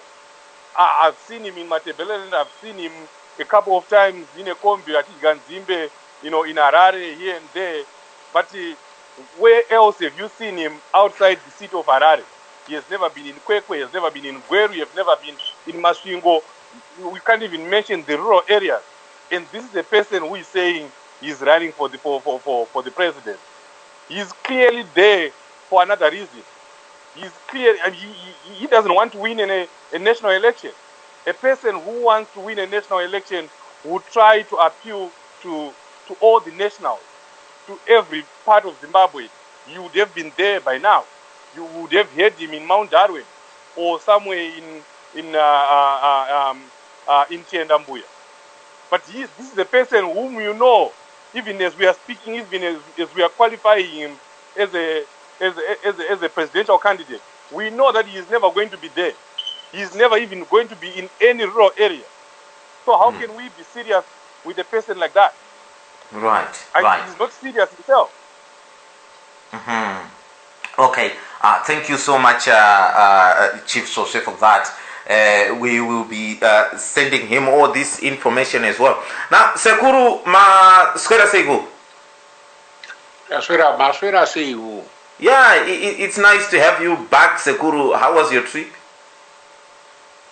The trip was disturbed midway. Yanga right until President Wagafa and Miracle. Okay, and did you attend the funeral? Ndakadzoka vasati vasvika because time yangu yanga yapera. Time yanga yapera. All right. Okay, Sekuru. But anyway, manga makateerera here vankosana vachitaura. ndanzwa dzimwe nonsense dzanga achingokuwawatawo zvake. Yes, what did you make of it? Oh, I was not very particularly interested in what he was saying. Yes. Rather interested in why he feels that he should come on a platform in vanhu vanoda kumuvhotera and then say handidi kuningira handidi kutaura nawo. Does he think kuti we will kill him on radio? Or does he have something to hide? But be that as it may, I think Nkosana Moyo is not a politician. He is a business administrator, and he should concentrate on that. Right. Okay, so this is a territory that he is not qualified for. That's what you're saying. No. He is far from becoming a politician. In fact, he will never become a politician in his life unless he changes tack, joins a political party, and becomes a member and learns the ropes of the trade. Okay. Sekuru, zvakanaka chaizvo. So that's the advice you give to him. Yeah, that's the advice there. If he was on radio, I would have told him straight in his face that he should just quit politics and concentrate on helping Zimbabwe build a better industry in base and create employment, not politics. He's not good in politics at all. Why do you say he's not good in politics, if I may ask you? Because he's individualistic in nature. All those people who are individualistic in nature are not good politicians. People who are good politicians are selfless in outlook, and indeed they use other people. Aiwa, Sekuru, zviri kunzikwa. Zimbabwe is 24 minutes before midnight kuno ku UK. Varikumba, if you want to just comment on what Dr. Nkosana Moyo has had to say, please do get in touch. My Skype is now free for all you guys to call in and comment a little bit. If you are not our friend yet, please do send a request. My Skype ID is Zimnet Main Radio, as in one word. Or if you want to participate through our WhatsApp platform, please do send me a message on our WhatsApp platform 0798 4455 349. That's 0798 4455 349. Right, let me read some of the messages coming through. This one is saying that I cannot believe Vapeve saying that we need a good manager, and yes, your experience cooperates or otherwise matters. More so, in our situation in Zimbabwe today, we have had very bad managers of resources. We need someone who has the discipline of the corporate world. And to Sally, if you don't think nepotism and corruption eroded our economy, then we are all lost. In other words, more sensible world Nkosana, hands down, is the perfect candidate. You want to respond to that, Wapepe? Yes, look, I think the listener is actually right. We need people like him, but we don't need him as the president. We need him as a technocrat, as either Minister of Industry and Commerce, Minister of Finance, but not head of state. For a head of state, all you need is to be surrounded with a good, all you need is the right cabinet ministers, the right team around you. And the head of state only communicates. So, I mean, for kuti titore Nkosana Moyo tomuti ndiye anongocommunicata zvaitwa nevamwe, that's actually a wastage of resources. Let him go there, either be a director yechibuku. Can I ask Mr. Bebe something? Yeah. Are you saying?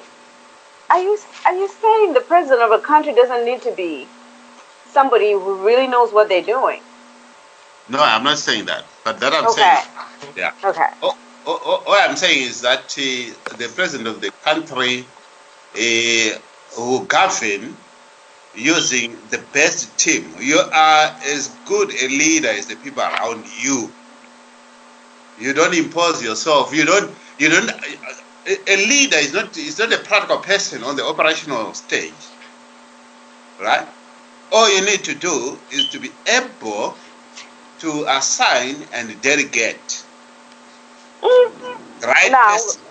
Now I disagree. You just need the skills. You just need the skills to be able to receive the reports and be able to interpret the direction and the operations. That's all you need to do.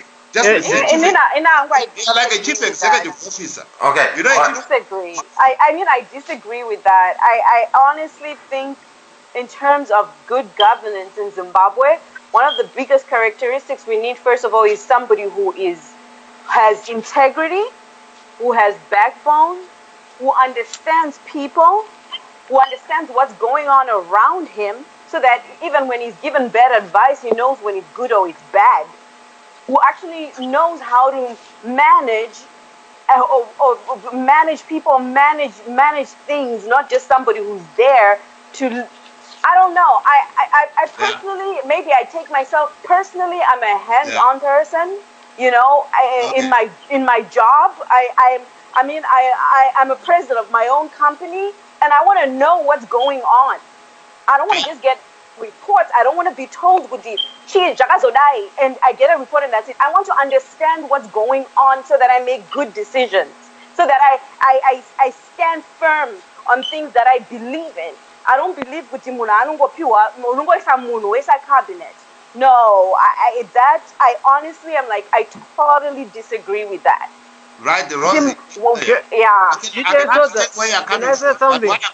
What I'm saying here is that being a leader and being a technocrat, those are two different things altogether. A leader, yes, you've got emotional intelligence, so you're able to reach out, you're able to understand what is happening, and again, you need also to be able to interpret the reports that you get from technocrats. Because technocrats do implement, and what you do is you coordinate and supervise. That's what it is. You don't go down.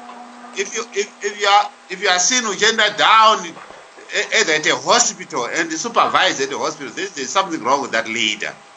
I honestly don't see anything wrong with that, because I have no problems with it. No. If I can tell someone to do something, I can do it too. I can get my hands dirty. And we need leaders who understand you don't need a motorcade, you don't need all these things. You need to get down and dirty, because Zimbabwe needs a leader who's serious, who can get down and dirty, who's not above everybody, who can get down to the lower level and actually understand what is going on in the country. You're too big for this. No. No one is too big to learn. I'm not saying that. What I'm saying. The leader is way above there. And also, no, we don't. All of this. This is the mess, because leaders are so above everybody else. They are completely clueless of the average person that would come to they can't even get down and get. I start at 35 cents.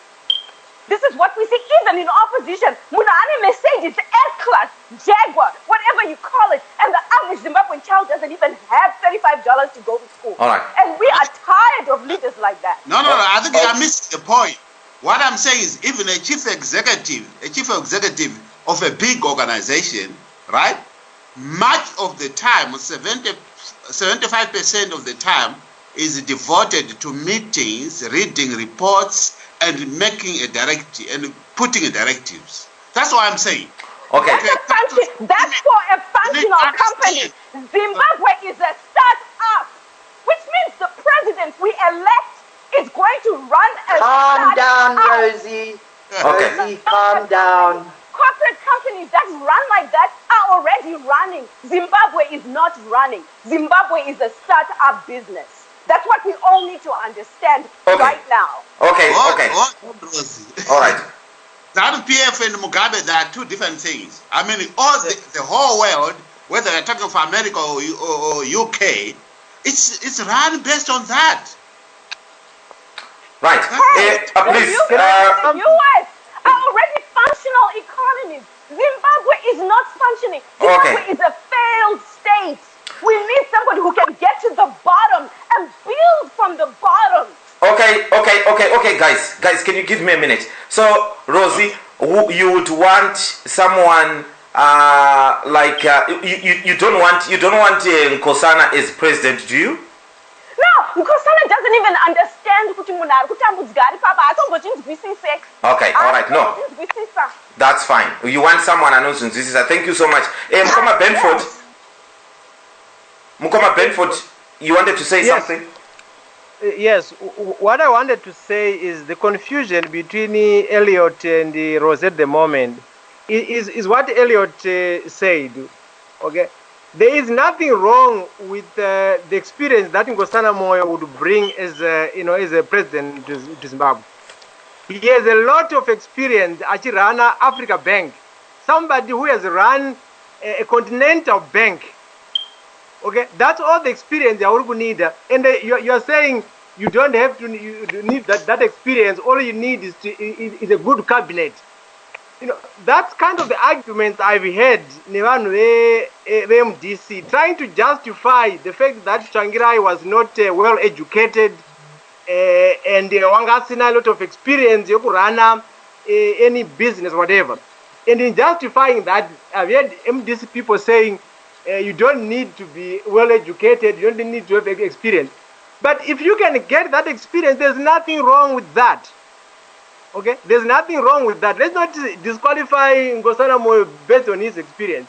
The only reason I think he is not qualified, or it doesn't make sense for him to run, is at this stage, there's no way angazikana na mbuya vari ku Mount Darwin kudotito or kupikita radio atofa kuti vavotere Nkosana Moyo. Okay, but otherwise, as a candidate, he's fine.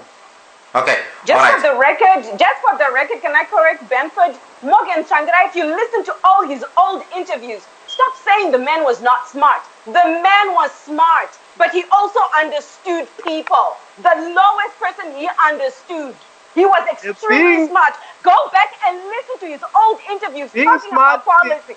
He was smart. He understood policy. He understood policy. He talked policy. I've been watching all his old interviews and I realized I did not appreciate that man as much as I appreciate him now. Because I actually took time I wanted to see why we connected so much with him.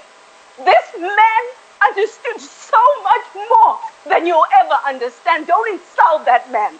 Yes, but your Roses, unotaura uchita unge uri kupopota, and at the end it doesn't make sense. We can't hear what you're saying.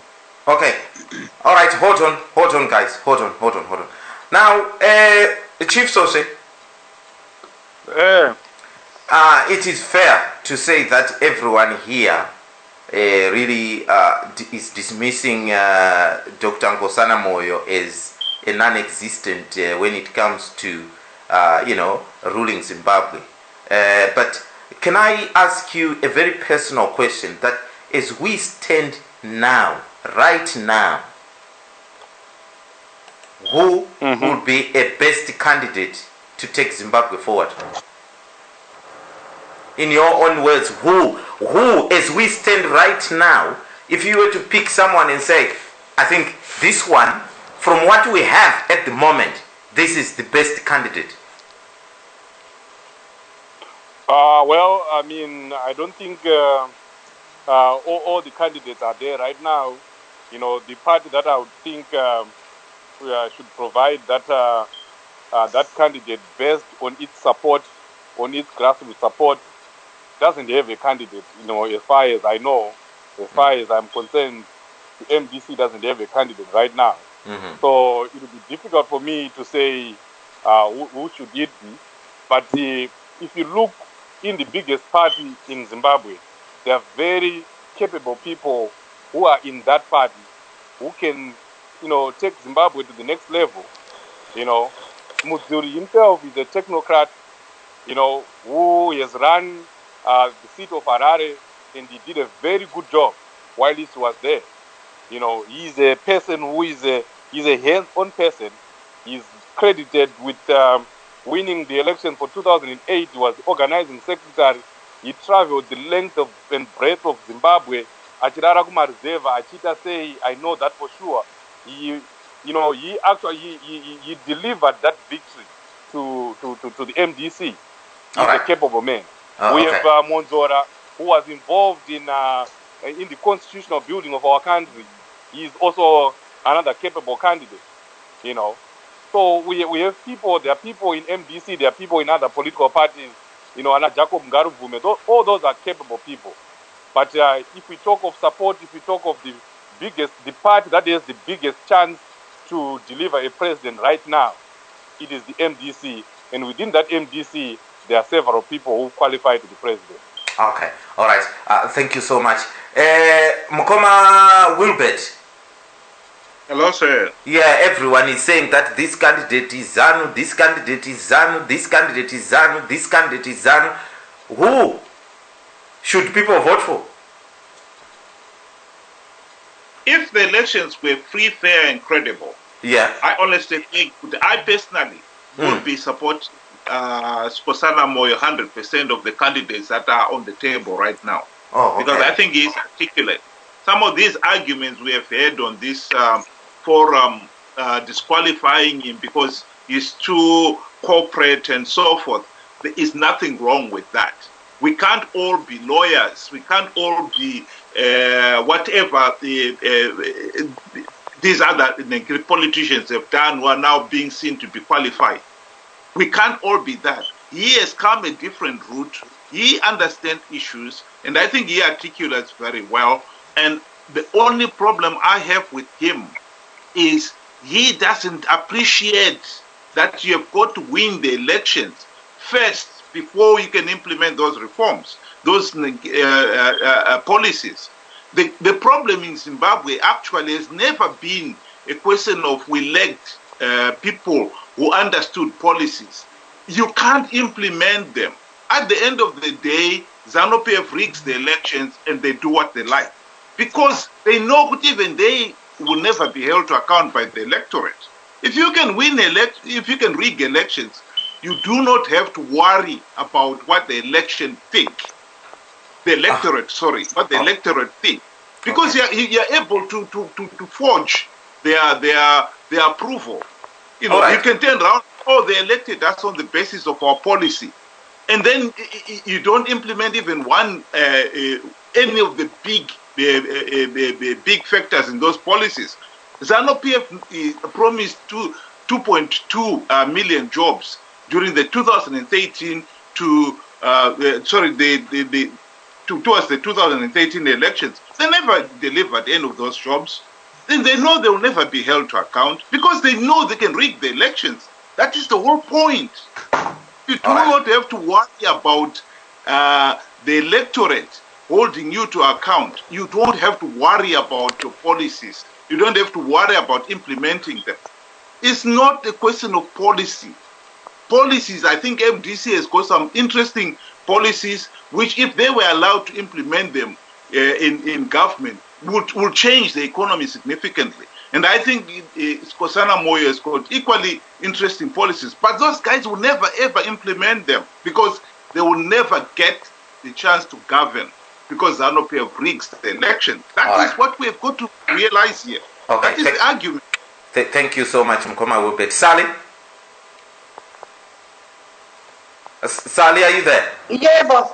Yeah, I'm here. Sally, it's no good for people to just come here and discredit every aspiring presidential candidate of Zimbabwe without telling me who do you think should go for it? Who do you think is the better person to go for it. You can't just say, come and discredit everybody.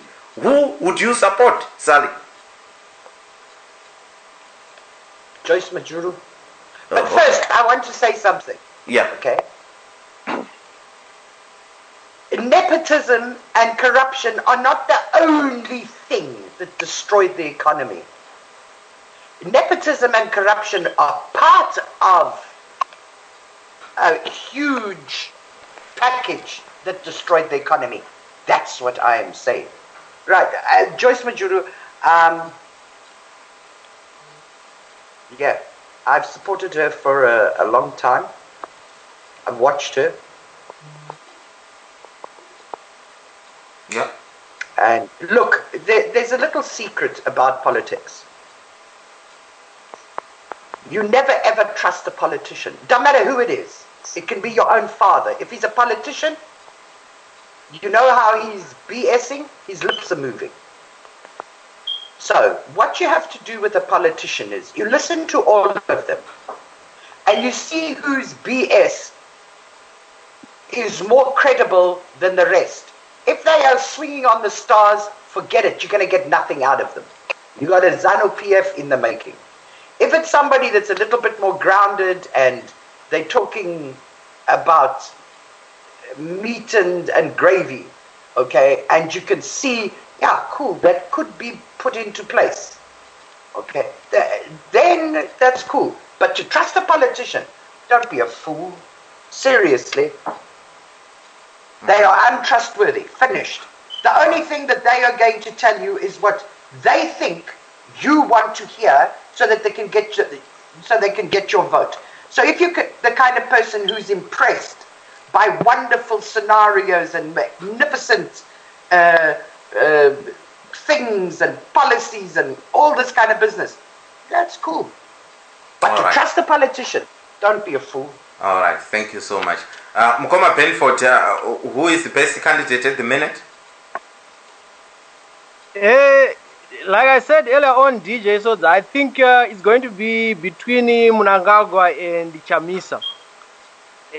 Now, of the two, in as far as I'm concerned, I think it should be fair to give ED the chance. So if I were to vote in this coming election, my vote would go for Mnangagwa. All right, okay. I would want to give the man a chance. He has shown that his willingness to transform the country. He has slowly been, shaping the country into a direction really clear and in a shade. If I look at Chamisa, his problem is he's trying to play into the politics of populism. You heard him lying that he had an agreement with Trump that the day they win, they're going to give them 15 billion. To the extent that the U.S. Embassy in Zimbabwe to issue a statement to say, we don't deal with political parties, we deal with the government. Now, if you're putting somebody into as a president, a candidate like that, I think it's a problem. The young man needs to grow a little bit and mature a little bit before he can take over maybe 10 years down the line. But at the moment, my vote is the ED. Okay, Aywa, thank you so much, Mkoma, for that. Tete Rosa, are you still there? Still here. I'm sorry, I get emotional. No, that's fine. What I want to ask you is, like I said to Sally, it's no good for everybody to come and blast every aspiring presidential candidate here without telling us who they think is the right candidate. Who is your candidate? To be honest with you, Morgan was my candidate.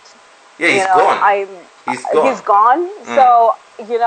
So my second candidate of choice would have been Jacob Ngarivume, because the man has integrity. He is always on the straight and narrow, very consistent. He doesn't go around lying. He doesn't go around doing underhanded things. He's very upright. And for me, he would have been my choice for VP. But right now we have to wait to see what the MDC produces. Right. Okay. Thank you so much. I know it's a silly question to ask you. You're probably going to tell me that you don't have a candidate yet. But who do you think is the best person to take on ZANU-PF or even to win this election? Right, you have partially answered my own question. Right, as a diplomat, the candidate, the winning candidate, has to come from MDC alliance. Whatever it takes. Forget about Mnangagwa. Forget about this confused Nkosana Moyo. But what you are saying is whoever is going to come within MDC legitimately will be the candidate. I cannot even overemphasize that after the burial of Morgan Tsvangirai, there have been an overwhelming number of people joining the party. And that shows that people now have, and most of them, I think Rosé said that there are certain characteristics or traits of Morgan Tsvangirai which probably people didn't connect with when he was alive. And now they are beginning to see them and connect. And they are translating that, they are going back to MDC in terms of its policies and say, oh, these policies were shaped because of Tsvangirai. And that's a fact. And we've got overwhelming number of people now joining MDC. So what you are saying is, it doesn't matter, for as long as that person is chosen by MDC to lead the party as a candidate for the 2018 election, that person will win the election. All right. Okay. Now it's a minute past midnight, Kunok United Kingdom. The show ends here. Ask Ben for the question there. Just a quick one. Okay. Benford, would you still vote for ED if it's becoming clear that he's rigging these elections? I'm glad that Wilbert, you asked me the question because I can also answer you've always been talking about the rigging election, okay? And I needed to respond to that. There is no way, the perfect elections. And Wilbert, you're always thinking of perfect elections. Mnangagwa has said he is going to run a free, fair, and credible election. Because he knows he needs that. He needs that legitimacy. Okay? So there's no way he's going to interfere with the election. Because he knows the international community, is going to backfire on him. So it's in his own interest to run a free, fair, and credible election. And that's what he's going to deliver. We should also have a positive mindset. Let's not always think of the negative. That is why we are dragging our country always in the mud, because we're always negative. And that's one thing with us as Zimbabweans. We always think in the negative. I was listening to Mawarire speaking in Switzerland somewhere there. He's already talking of this election. It is, it will be rigged. It will be blah blah blah blah blah. And yet there's no evidence at the moment. Let's be positive, okay? Unless we have seen the evidence. That is what I will say. At the moment, I believe of my candidates, Aripo, ED remains my best candidate. Okay. All right. Okay. Benford, can I ask you a question? Oh, yes. Guys. Okay. Tell me what there is to be positive about with ED. A lot. So name me 20. You know the problem is. Okay. No, it's all right. Thank you. We have had a problem with that. No, that's super. Okay. All right. Thank you. Okay. Anyway, sorry. You asked me a question and then you claimed before I even. What because you've answered it. You've answered it. I haven't said a thing. You've Exactly. That's exactly what ZANU does, you know.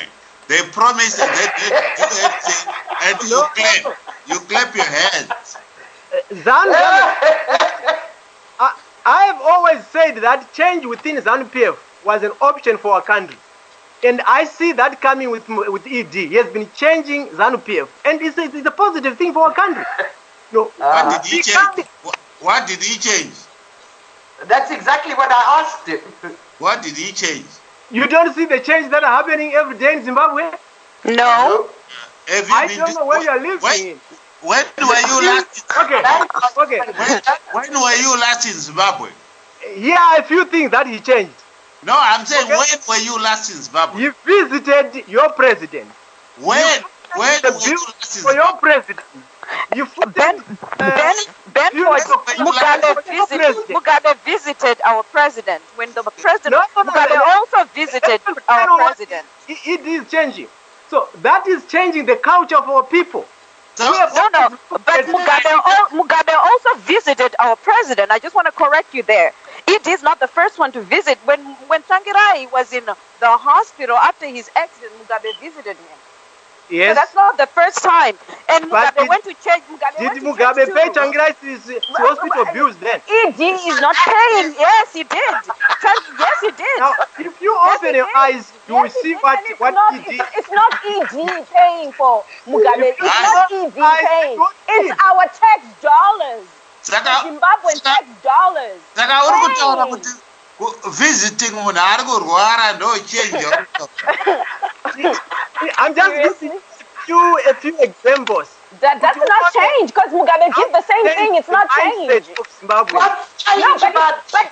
Mugabe did the same thing, Benford. Rose, calm down. Benford, what is change about that? Tell me. Right. That's a good question that you're asking me, Salim. Our people have this mindset that if you are in the opposition, you are enemies. Okay? No. And we need to start. Even right now on this platform, we need to change our mindset to realize that if we have a view, it doesn't mean we're enemies. That means we differ on our Just hang on a minute. If Mnangagwa visited our president over ounza mapirisi kana medication, you decide that is a change. He visited our president, knew very well that our president was dying, no medication. In the country, not even one hospital have got medication to cater for our president. Our president to go to South Africa in a different country. And we are saying that Mnangagwa has changed a few things. What is the change? A visit. Okay. Everybody could have visited. All right. Go take some Thomas could have visited the president. Right. And then on top of that, he paraded our president on national television. How nice of him. Okay. So what was wrong with that? I see publicity. Whatever. Don't even go there because you're just going to make people mad. Munaga was campaigning. You want to dying to campaign. Right, guys. Pam sorry, guys. Let me just stop you there for a minute. Let me read some of the messages coming through from people. Yes, ED through and through. Pamberine ZANU-PF, ED for everything. ZANU-PF equals new blood. MDC equals blind. And so zoti mukoma munokwanisa kutifonera kuti tunokwanisa kutora foni iri tonoti vari kuti kudiya. Hello mukoma maswera sei? Hello Zimnet Radio. Hello. Yes, welcome to the show mukoma. Am I through? Yes, you are through. Welcome to the show. Yes. How are you? Yeah, how is things there? Oh, my apologies. Things are all right. Can I just be allowed to just contribute for a minute or a second or whatever? Yeah. I have just heard these people from the opposition roasting Denford. And I would want to say that I think ZANU-PF now, with the ED, I can sincerely and honestly declare my support for that. Mnangagwa is bringing confidence. Mnangagwa has showed the world that he is above politics. Yes. He has assisted Tsvangirai in his, desperate days when MDCT couldn't even afford medication, couldn't even afford to settle the hospital bills. MDC is broke at the moment. Mukoma, look at what they hang on. Was it ED taking this money from his own pocket, or this is taxpayers' money, if I may ask you? Mugabe wouldn't have done that. Oh, okay. Whether it's taxpayers' money or whatsoever, but no, they can be quiet. They can be quiet here. No. They can be quiet. The first bill was paid by Robert Mugabe. Oh, okay. All right.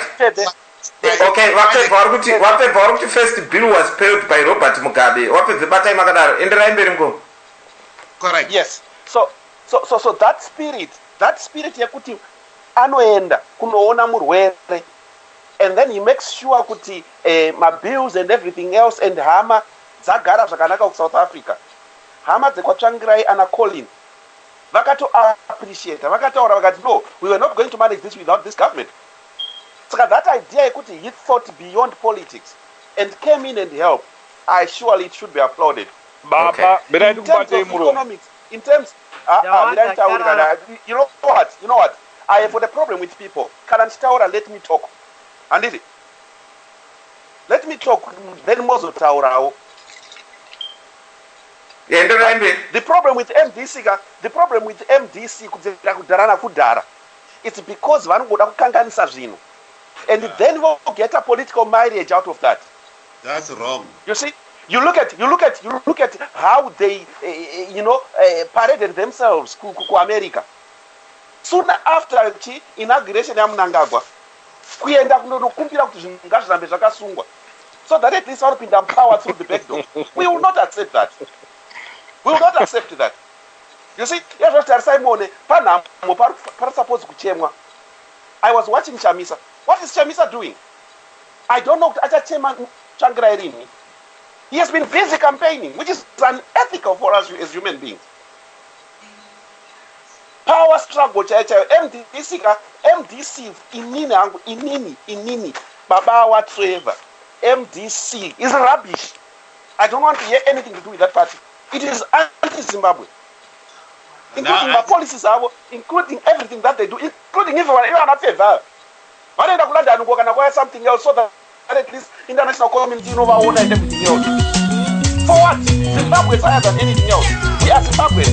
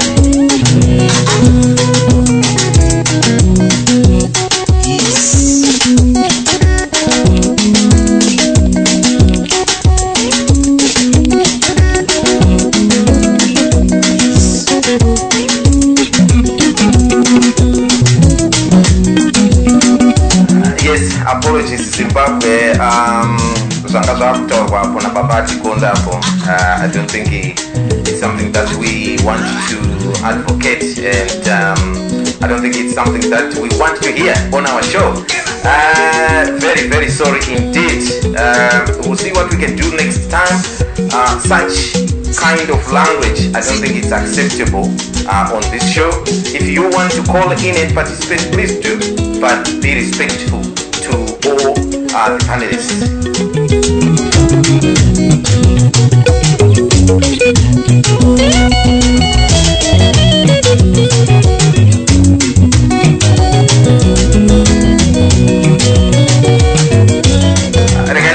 Next week, topic yatinayo next week is simple as you would like it to come.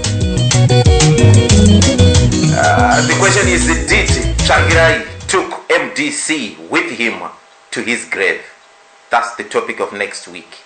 Did Tsvangirai took the MDC with him to his grave? If you want to know more, you want to hear more, you want to participate, join the debate next week, same time, same place, right here. The question is simple. Did Morgan Tsvangirai took the MDC with him into his grave? Tatenda zvangu Zimbabwe. It has been a pleasure having you here on radio. In fact, let me read a message that came from someone. These messages are coming. DJ.Sodza, is it possible to upload the full 3 hours of the Men's Corner show to podcast or YouTube instead of just the last 2 hours of discussion? I enjoy listening to your show right from the start. I live in Australia, and because of the time difference, I am not always able to listen to live shows. Many thanks to Sally for uploading on YouTube. Regarding Tower and Shitty, it is very difficult to upload the first hour on YouTube because of the music there. Apparently there is problems. But what I'm going to do is, if you are listening and you want to listen to the whole 3 hours, that will be on podcast. What I'm going to do is, per podcast here, Zimnet Radio, nothing will be edited. That will come as it is, right? With the first hour on it. But on the podcast, it will be just the 2 hours of discussion. I think that will help a lot of people there. Thank you so much, Zimbabwe. Have a wonderful weekend coming up. And please do take care of yourselves and your loved ones. Thank you and goodbye.